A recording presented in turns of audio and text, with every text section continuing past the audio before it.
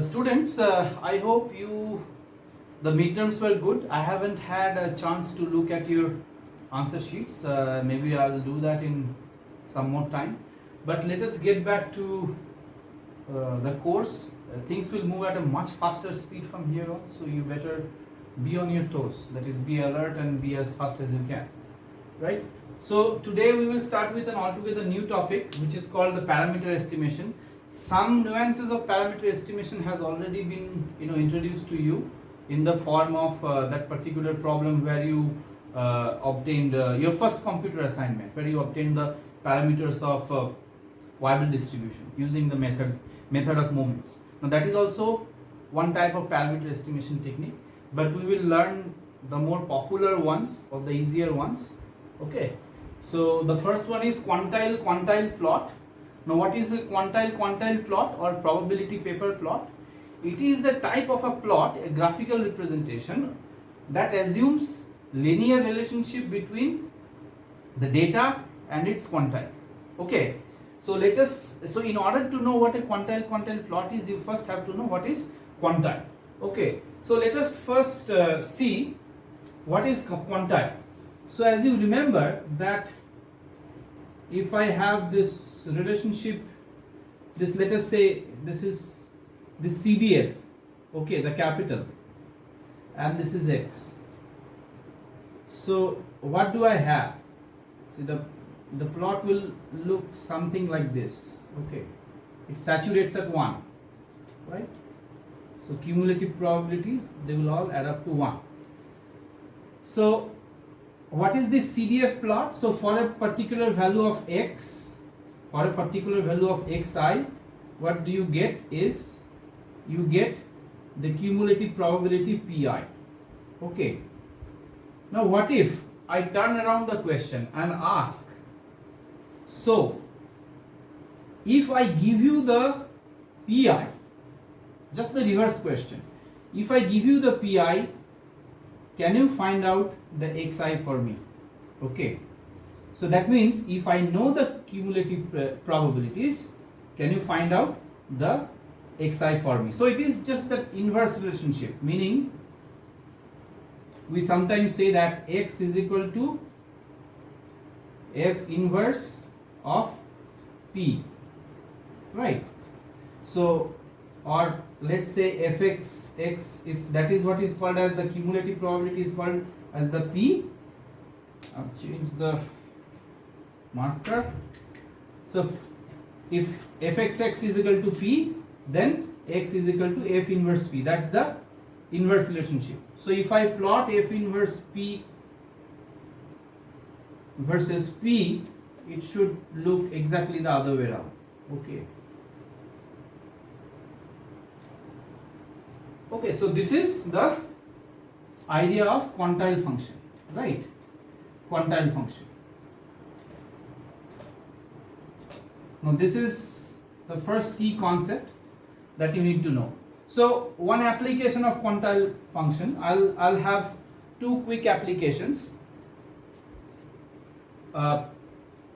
The first one,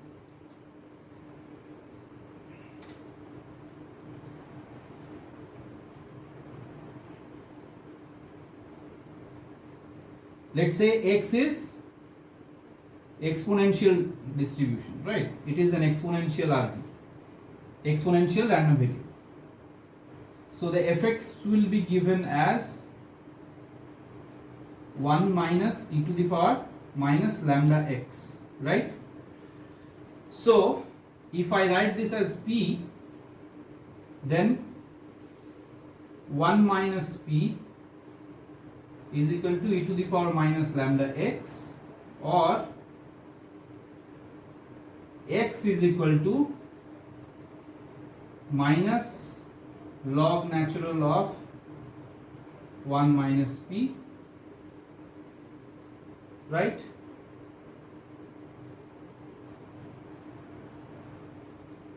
Into 1 by lambda, right? So if I take log of 1 minus P is equal to minus lambda x minus take the minus and x is, so what do I get? So if I assume a linear relationship between xi and pi, so this part is the f inverse pi, right? So if I assume a linear relationship between xi and f inverse pi, that is this part, then what do I end up getting? The slope of the relationship is 1 by lambda, which is nothing but the parameter of exponential distribution. That is one example. That is, the key idea is you should be able to rewrite the relationship between the data and its quantile in such a way that you assume that by and large the linear relationship holds. So that is the key idea of what we call as the quantile plot. Okay. So second example would be, now this is a case of a distribution that is invertible, right? This distribution is an invertible distribution. But if this, for the second case, x is normal distribution, normal RV. So erase this part.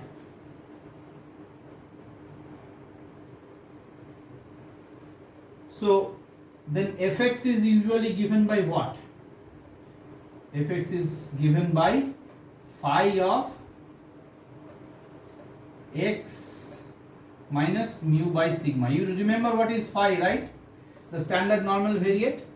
What is phi? Phi is given by, phi x is given by 1 by root 2 pi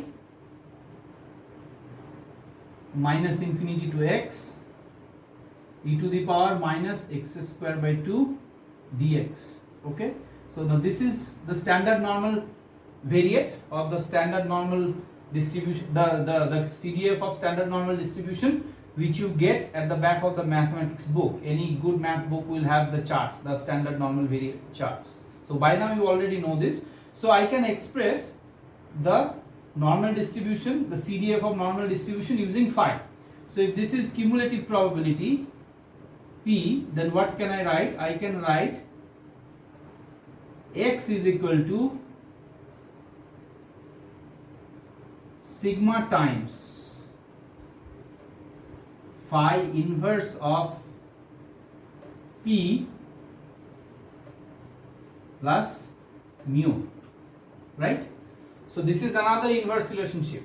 So if you can find out phi inverse P, then the linear relationship between x and phi inverse P will give you what? This as slope and this as intercept, right? So that is the crux of PP plot or QQ plot. So that is, you need the data. So this xi, and this is, let's say, if this is the data, so all you need is the data, and you need to find out this cumulative probabilities. So if these two things you can do, then you can easily draw the PP plot. So this is the main concept.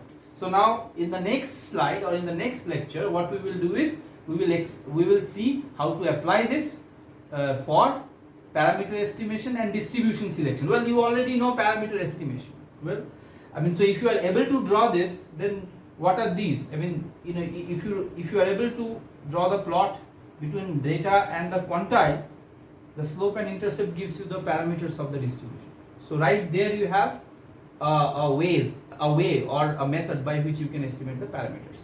Now the question comes is, how do we estimate PI? Okay, that is what I will talk about in the next lecture.